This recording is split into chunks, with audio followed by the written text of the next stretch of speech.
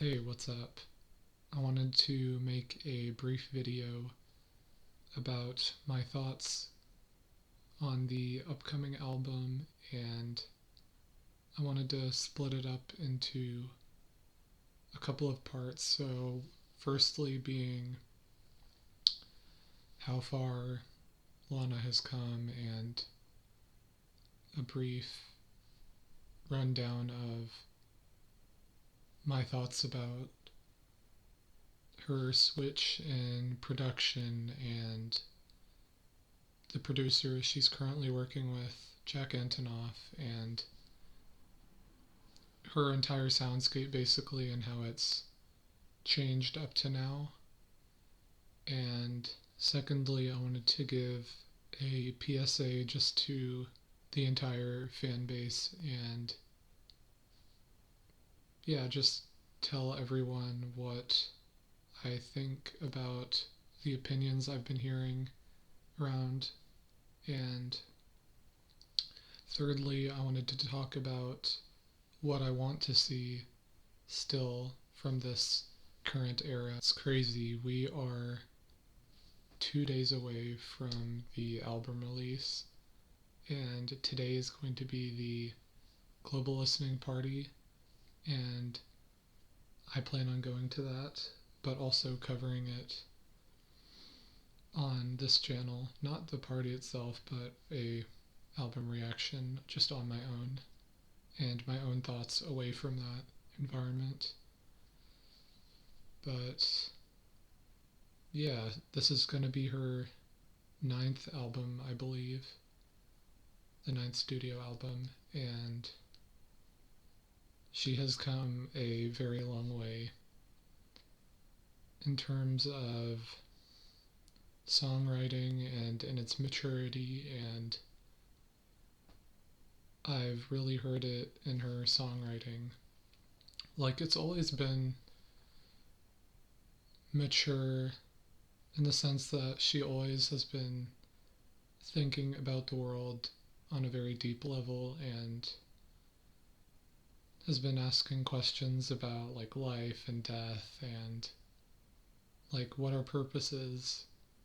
Like, even from her very first album, which is crazy to think about, that an artist has written about such deep topics and had wide mainstream success with it. I don't know why I can't say that right now, but yeah. And with regards to her switch in production, I think that in a way it has really freed her to write even more about what she wants. I think that her and Jack Antonoff have a really good collaboratory, they have a good collaboration and a good working relationship in general. They can bounce ideas off of each other really well, and I even remember in the process for NFR, they were just talking about how Jack would just play some chords and Lana would be like, "Hey, can I sing over that? Like, I want those 10 chords or something, and I'll make something great out of it."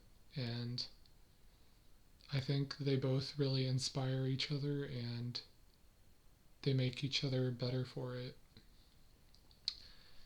And yeah, I think that with this album, it's going to be compared with NFR, obviously, in that it's like her most well critically acclaimed album out there, and people are wanting to know if this is going to be a contender, and that's really natural.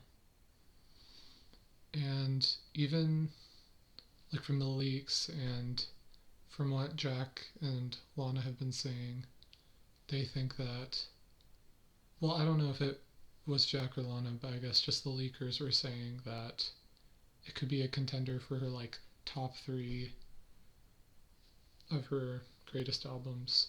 So that has yet to be seen, and I hope it's true.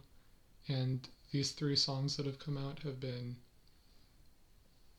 very good, to say the least. I remember that when I created this channel, I'd already listened to the title track, and it was just so mysterious, and I was wondering what this album would look like, and it was just such a great metaphor and a masterclass of Lana's songwriting, and it brought me back to that Born to Die sort of mystery that she had. You'll know what I'm talking about if you're a fan of hers and have been like seeing those music videos from like a decade ago. But yeah, and the PSA I wanted to give was just that we have to trust Lana. Like, she's been doing this for a decade, even more. She's been singing for and writing for and performing before this name, I guess. She's had multiple names. And yeah, I think that a lot of people, they just point the finger at Jack and they're like, oh my gosh, you're not giving us this like cinematic and other version of Lana that people have known in the past. And I agree to an extent in that, like, I want something as cinematic as Born to Die or Ultraviolence, you know, or Honeymoon. But I think that this partnership has been really good for her in that she has really matured, and she's not that same woman who sang about like daddies and like drugs and these relationships she's been in. Like, she still does touch on it, and I think it's from like a lot more of like a mature perspective, like just looking back, accepting it happened, and yeah, it just shows a lot of growth from her. It sounds like she can talk about it from a place of clarity. But I think that we just, again, have to trust that she knows what she's doing and that she knows what's best for her music, and she wants to have fun with it and make good art. And we've seen that with NFR and Chemtrails. I know some people don't like Chemtrails, but it was pretty good in my opinion. But at the same time, I've seen people say that, like, it just feels like people think that, like, Jack has put, like, a gun to Lana's head and is like, hey, you have to do what I say or something. But she has a lot of creative involvement, like, since the beginning, and if she didn't think it was a good idea, she would not be working with him, and she'd have somebody else create a soundscape for her and make something that's on par with her vision. Because she's heavily involved, like, you know, even since Born to Die and all of these music videos, there's all this information out there about her being in the creative process of those videos and wanting to be a part of whatever's going on. It's not just done for her or something that she's just acting in. No, she wants to know everything and be a part of every decision. And that's been made really clear for me. And I wanted to share that with anyone else who thinks that's not true or they don't know it. But yeah. And finally, I wanted to touch on some things that I wanted to see from this era, and the main thing that I wanted to see in this is a music video, but reminiscent of what she did with Born to Die in video games. I want her to do that for the Grants because it has that same sort of like nostalgic and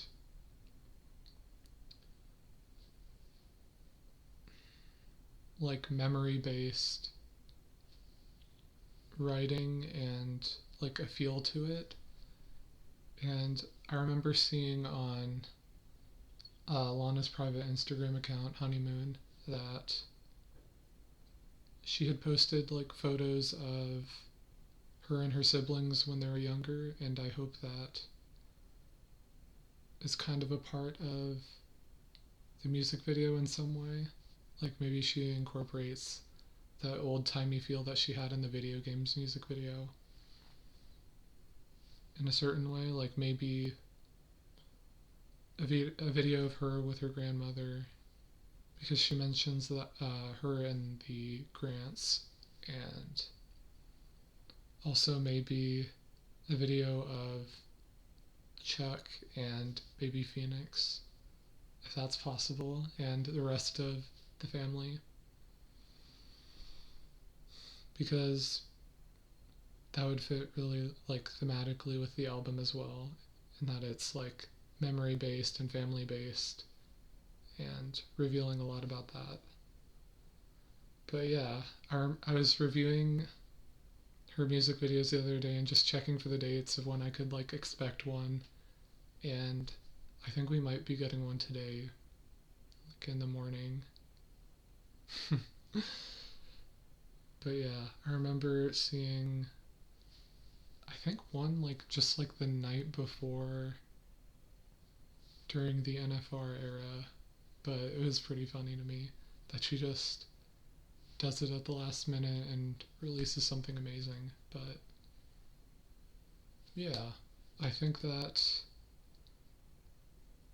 in summary, these past three tracks that we've gotten as singles have been a really good sort of like a vision board of what's to come, and that's really important from singles, and that they're chosen really well and that they're representative.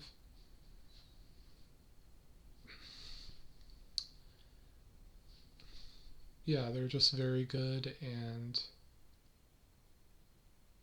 they've shown us what magic can come from the album, and I think that Jack Antonoff has been a very great asset for Lana and has gotten her to, has kind of enabled her songwriting and made like more minimalistic productions, but I think that it's been pretty beneficial for her songwriting, because and just her to, and just enabling her to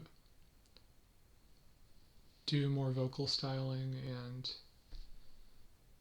become like the main act, and not just like a 50-50 split of like production and vocals, you know, if that makes sense.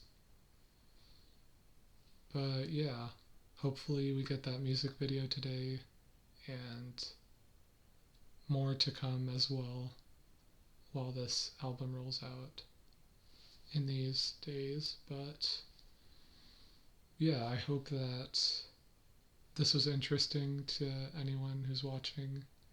I hope that you learned something from me, or I changed your mind, or I said something you liked. But yeah, listening party today. I hope that you guys get to go to it. If not, I'm sorry.